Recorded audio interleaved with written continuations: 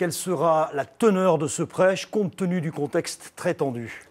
Permettez-moi avant tout d'avoir une pensée pour la famille des victimes ainsi que des amis à qui nous présentons nos sincères condoléances, nous musulmans de Grenoble, de la région et de France. Le prêche de demain, je l'ai complètement changé. Ce n'est pas celui que j'avais prévu. Vu les circonstances, j'ai prévu un autre prêche. Dans ce prêche, je vais parler du prophète de l'islam, de qui il était, rapidement, et je vais également parler de l'éducation que l'on doit donner aux enfants pour qu'ils deviennent de très bons citoyens.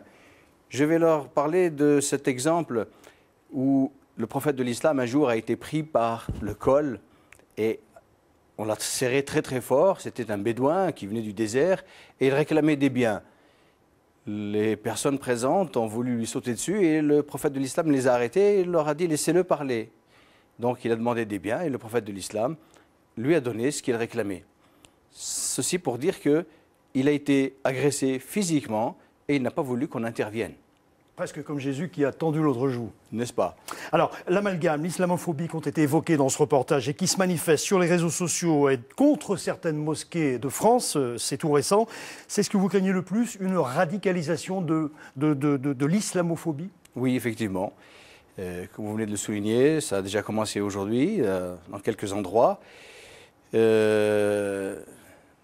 Comment expliquer à ces personnes-là que l'islam n'a rien à voir avec ceci, que les mosquées n'ont rien à voir avec ceci et que ces personnes qui ont agi n'ont pas agi réellement au nom de l'islam? Tout le monde le dit, tous les musulmans qu'on interroge le disent clairement que ça ne fait pas partie de leur religion, de notre religion qui est l'islam. Alors vous avez conscience aussi qu'on attend encore plus de vous, vu les événements, pour prendre la parole haut et fort et contrer les violences, la violence de ces actes? Oui, effectivement, c'est ce que je fais déjà moi.